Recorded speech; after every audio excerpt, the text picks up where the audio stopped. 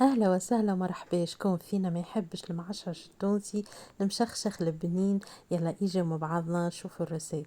لهنا خذيت 300 جرام ديشي متاع جاتو والا ديشي متاع الكيك، وخذيت معاه السيرو طيبته 110 ديجري نكهته بالنسكافيه.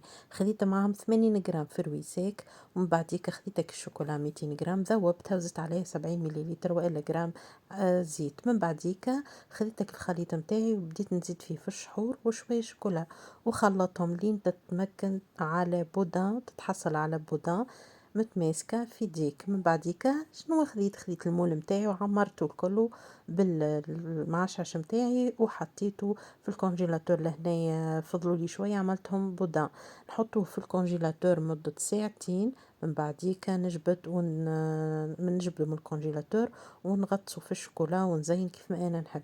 اذا كان عجبكم الفيديو ما عليكم كان تشجعوني وتحطوا لي جيم كومنتير وبارتاج، نحبكم برشا او ان شاء الله على الوصفات